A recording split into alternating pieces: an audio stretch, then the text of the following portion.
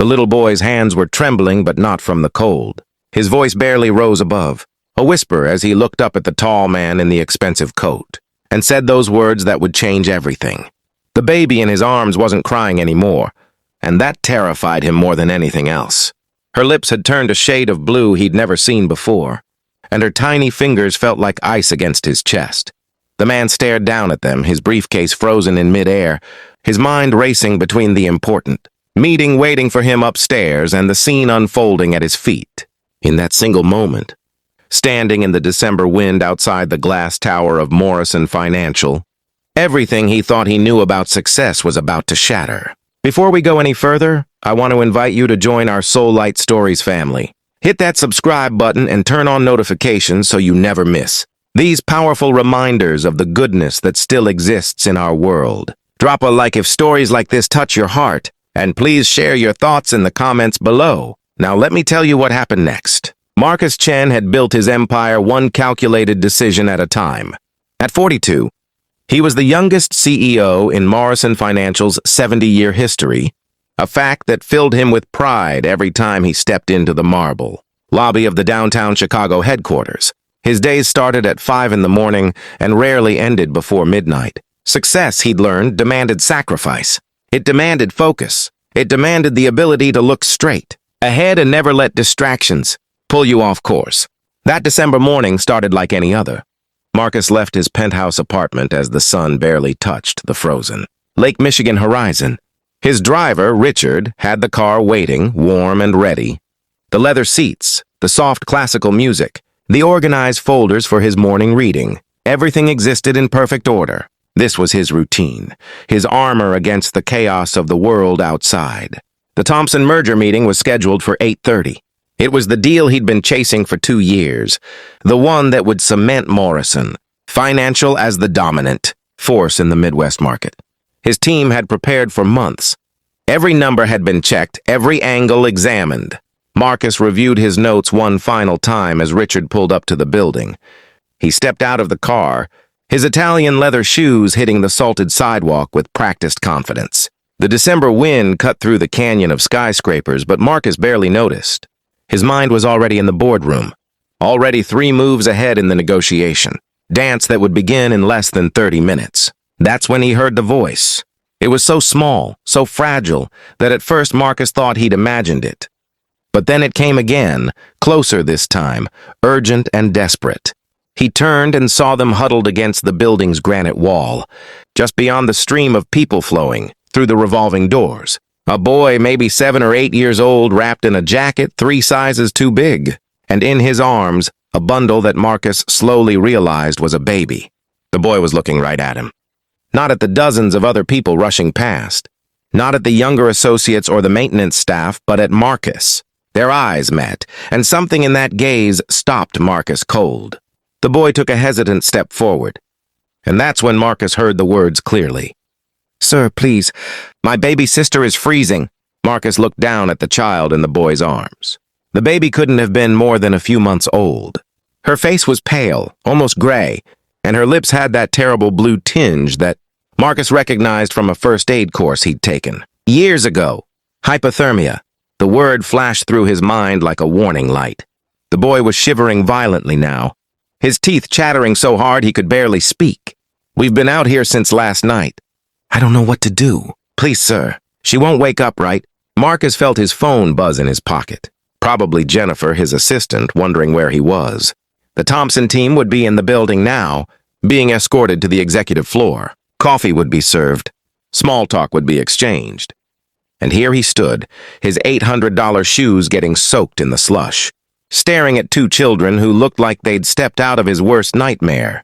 He should call someone. That was the logical thing. Call security, call social services. Let the proper channels handle this. Marcus had learned long ago that you couldn't save everyone. You had to stay focused on what you could control, on the responsibilities you'd accepted. He had shareholders, employees, clients, people depending on him to be in that boardroom right now. But the baby's blue lips kept pulling his gaze back. Marcus heard himself say something that surprised him. "Come with me." He didn't recognize his own voice. It sounded softer, uncertain in a way Marcus Chen never allowed himself to be. The boy looked confused, afraid even. "We don't want trouble, sir. I just need help for my sister. I can wait out here if you can just call someone." Marcus was already removing his coat, that $1,000 cashmere blend that he'd bought in Milan last spring. He draped it around both children, wrapping them carefully. The boy's eyes went wide with shock. "What's your name?" Marcus asked, crouching down to the boy's level. "Daniel, sir. And this is Emma. She's 4 months old. Daniel, I need you to trust me. We need to get your sister warm, and we need to do it now. Can you walk?" The boy nodded, though Marcus could see his legs were shaking. Marcus scooped Emma gently from Daniel's arms, cradling her against his chest. She was so light, too light. He could feel her tiny heartbeat, rapid and weak. With his free hand, he guided Daniel toward the building entrance. The lobby fell silent as Marcus walked through with the children. Heads turned. Whispers rippled through the crowd. Marcus saw Jennifer rushing toward him, her face a mask of confusion and concern. Behind her, he spotted William Thompson himself, the silver-haired titan whose company they were meant to acquire, standing near the elevator bank with his team. "Marcus, what's happening?" Jennifer's voice was barely above a whisper. "The Thompson meeting." "Call an ambulance," Marcus cut her off, his voice firm. "Tell them possible hypothermia, infant 4 months old. Then call Dr. Sarah Mitchell at Northwestern Memorial. Tell her Marcus Chen needs her immediately." Jennifer stood frozen for a second before her professional training kicked in. She pulled out her phone and started dialing. Marcus carried Emma toward the security desk, where Officer Raymond kept a first aid station. "Raymond, I need blankets. Anything warm you have now." Raymond didn't ask questions. He'd worked security at Morrison, financial for 15 years, and had seen Marcus handle crises with that same calm intensity. Within seconds, he produced emergency thermal blankets. Marcus wrapped Emma carefully, then turned his attention to Daniel, who stood shivering despite the coat. "Sit down," Marcus said gently, guiding the boy to a leather chair in the waiting area. "When did you last eat?" Daniel's eyes filled with tears. "Yesterday morning, sir. But Emma had some formula last night. I made sure she ate. I tried to keep her warm, but our shelter closed because of the freeze warning. And Mom didn't come back when she was supposed to, and I didn't know where else to go." The words tumbled out in a rush, the dam breaking on whatever courage had kept. This little boy going through the night. Marcus felt something crack inside his chest, some wall he'd built so carefully over the years. "You did good, Daniel," Marcus said, and he meant it. "You kept your sister alive. You found help. You did exactly what you needed to do." The paramedics arrived within minutes. Marcus watched as they examined Emma, their faces serious, but not panicked. That was good. She was cold, severely dehydrated, but she was going to make it. They needed to transport her to the hospital immediately. "I'm going with them," Daniel said, trying to stand. His legs buckled, and Marcus caught him. "We're both going," Marcus said. He looked up at Jennifer, who was hovering nearby with his phone, his schedule, his entire carefully planned day reduced to irrelevance. "Cancel the Thompson meeting. Apologize and reschedule." Jennifer's eyes went wide. "Marcus, this deal has taken 2 years. If we cancel now, then we cancel." His voice was steel. "These children need help more than we need that meeting." What Marcus didn't see was William Thompson himself, standing close enough to hear every word. The older man stepped forward, his expression unreadable. "Mr. Chen." Marcus turned, still holding Daniel steady. "Mr. Thompson, I apologize for this disruption. We can reschedule at your earliest convenience." Thompson looked at the paramedics loading Emma onto a stretcher, at Daniel clinging to Marcus's arm, at the scene of controlled chaos in the pristine lobby. Then his weathered face softened into something Marcus hadn't expected, a smile. "I've been in business for 43 years. Mr. Chen, I've seen a lot of men make a lot of choices. The meeting can wait. Take care of those kids." He paused, then added, "We'll talk later. I have a feeling Morrison Financial is exactly the kind of company I want to work with." The ambulance ride to Northwestern Memorial passed in a blur. Marcus sat in the back, Daniel pressed against his side, watching the paramedics work on Emma. The boy's hand gripped Marcus's with surprising strength, as if he was afraid to let go, afraid this stranger who'd stopped to help might disappear. "Where's your mother, Daniel?" Marcus asked gently. The boy's voice was small.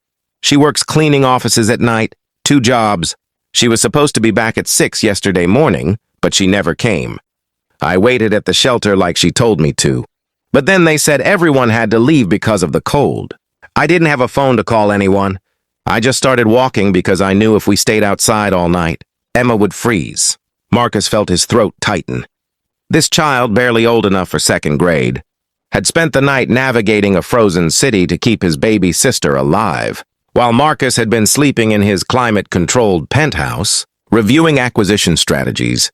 This little boy had been fighting for survival. At the hospital, Dr. Sarah Mitchell met them at the emergency entrance. She was an old friend from Marcus's college days, one of the few people he'd stayed in touch with outside the business world. Sarah took one look at Emma and immediately took charge, barking orders to her team with the efficiency Marcus recognized in himself.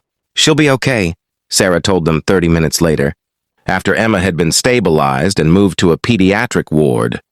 Her core temperature was dangerously low, and she's dehydrated, but you got her here in time. Another hour or two outside, and we'd be having a very different conversation. Daniel started crying then, the relief and exhaustion and fear all crashing down at once. Marcus found himself pulling the boy into his arms. This child he'd met less than 2 hours ago, and letting him sob into his shoulder. "We need to contact child services," Sarah said quietly to Marcus. "And we need to find the mother." Marcus nodded. But his mind was already working differently than it had just that morning. Different than it had worked in years, maybe. "I'm staying until we sort this out," he said. Sarah raised an eyebrow. "Don't you have that big meeting today?" "It got postponed." "You postponed the Thompson deal?" Marcus looked down at Daniel, who had finally cried himself to sleep against his chest. Some things are more important than deals. The next hours unfolded like a strange dream. Child services arrived. A kind woman named Patricia who spoke gently to Daniel when he woke. The police were contacted to search for the mother. Marcus sat through it all, still in his business suit, his expensive coat long forgotten, making calls to his office to rearrange his entire schedule. It was nearly noon when the police officer returned with news. They'd found Daniel's mother, Maria Cortez, unconscious in the stairwell of an office building where she worked. She'd had a diabetic emergency and collapsed on her way home. She was at Chicago General, stable but disoriented, asking desperately about her children. "Can we bring them to her?" Marcus asked immediately. The officer looked uncertain. "Well, the children are technically in state custody now, and the mother will need to be evaluated." "Officer, that woman nearly died trying to provide for her children. The least we can do is let her know they're safe." Marcus's voice had that CEO authority, the one that made people reconsider their positions. Patricia from Child Services looked at Marcus for a long moment. "You know what? You're right. Let's go to Chicago General." The reunion in that hospital room was something Marcus would remember for the rest of his life. Maria Cortez, weak and hooked up to monitors, saw her children walk through the door and burst into tears. Daniel ran to her, and Emma, now awake and warming up in her hospital blanket, reached tiny hands toward her mother's voice. Marcus stood in the doorway, watching this family piece itself back together, and felt something shift fundamentally inside him. Maria looked up at him through her tears, and their eyes met. She didn't say anything. She didn't need to. The gratitude, the relief, the overwhelming love for her children, it was all there in that look. Later, after Maria had held her children and heard the full story, after the doctors had confirmed she would recover with proper medication and management, Patricia pulled Marcus aside. "These kinds of cases don't usually end well," she said quietly. "A single mother, 2 jobs, unmanaged diabetes, no family support system. The children usually end up in foster care, at least temporarily, but I've been doing this work for 12 years, and I can tell you that this family fights to stay together. The question is whether the system will let them." Marcus thought about his empty penthouse, about the fortune he'd accumulated, about what success actually meant. "What do they need?" he asked. Patricia looked surprised. "I'm sorry?" "To stay together, to be safe." "What do they need?" "Well, stable housing for one. Maria's been moving between shelters and temporary rooms. She needs a place where she can manage her health, where the children can be safe. She needs reliable medical care, probably some financial breathing room so she's not killing herself with 2 jobs. She needs—" Patricia stopped, studying Marcus's face. "Why are you asking?" Because I want to help. What Marcus did over the next 3 months surprised everyone who knew him, including himself. He didn't just write a check, though he did that too. He set up a trust fund for Emma's future, made sure Daniel got enrolled in a good school with a full scholarship. But more than that, he got involved. He found Maria an apartment, a real one with heat and space and safety. He connected her with the best endocrinologist at Northwestern Memorial, worked with Sarah to make sure her diabetes was managed. He helped her find a single, better-paying job with health benefits through Morrison, Financial's extensive network of partners. But the biggest change was in Marcus himself. He started leaving the office at reasonable hours. He volunteered once a week at a shelter, the same one Daniel and Maria had been staying at. He looked at the faces of the people there, really looked at them and saw hundreds of stories like theirs. The Thompson deal did go through 3 weeks after that morning in December. William Thompson told Marcus that watching him choose those children over the meeting had told him everything he needed to know about Morrison Financial's values. It was the easiest negotiation of Marcus's career. On a Saturday in March, Marcus stood in Maria's new apartment, watching Daniel help his mother cook dinner while Emma babbled happily in a playpen. The place smelled like home-cooked food and possibility. Daniel had gained weight, his cheeks full and healthy. Emma was thriving, hitting all her developmental milestones. Maria looked 10 years younger, the constant edge of desperation gone from her eyes. "Mr. Chen," Maria said, stirring a pot of rice. "I don't know how to thank you." Marcus shook his head. "You don't need to thank me, Maria. Daniel saved Emma that night." He found the courage to ask for help. "He's the hero of this story." "You stopped," Maria said simply. "All those people walked past my son, and you stopped. You had important things to do, important places to be, but you stopped. That's what made the difference." Marcus looked at Daniel, who was carefully setting the table, his tongue poking out in concentration. The boy caught his eye and grinned. That same fragile trust from their first meeting now transformed into genuine affection. "I almost didn't," Marcus admitted quietly. "I almost walked right past because I had a meeting. Because it wasn't my problem. Because I'd trained myself to stay focused and not get distracted." "But you didn't walk past," Maria said. "You chose differently." That night, driving home through the city streets, Marcus thought about choice. About all the small decisions that make up a life. All the moments when you can choose to see or to look away, to help or to keep walking. He thought about the person he'd been that December morning. So sure of his priorities, so certain about what mattered. That man seemed like a stranger now. His phone rang. Jennifer calling with news about a potential crisis with a client in California. The old Marcus would have felt his pulse spike, would have already been planning his response, ready to drop everything and fight the fire. The new Marcus took a breath and asked a simple question. "Can it wait until Monday?" Jennifer paused, surprised. "I suppose it can, yes." "Then let's handle it Monday. Enjoy your weekend, Jennifer." He hung up and kept driving. The city lights reflecting off the rain-slicked streets. Somewhere out there, hundreds of people were having their own difficult nights, their own moments of crisis. Marcus couldn't help them all. But he could help some. And maybe, just maybe, his choice to stop that morning would ripple outward in ways he'd never fully understand. The weeks turned to months, and Marcus's friendship with Maria's family deepened. He became Uncle Marcus to Daniel, the one who showed up for soccer games and helped with math homework. He was there for Emma's first birthday, watching her smash cake into her face while Daniel laughed and Maria cried happy tears. These weren't obligations or charity cases. They were his family now, chosen and earned through small acts of showing up. Morrison Financial changed too. Marcus started a foundation focused on family services and homelessness prevention. He recruited other business leaders, shared Maria's story with their permission, and watched as resources poured in. Not everyone had time to volunteer, but everyone could contribute something. The ripple kept spreading. 1 year after that December morning, Marcus stood in the same spot where he'd first heard Daniel's voice. The marble lobby looked the same. Busy executives rushing past. The hum of commerce and ambition filling the air. But Marcus saw it differently now. He saw the security guard who had 3 kids at home. He saw the cleaning staff who came in before dawn.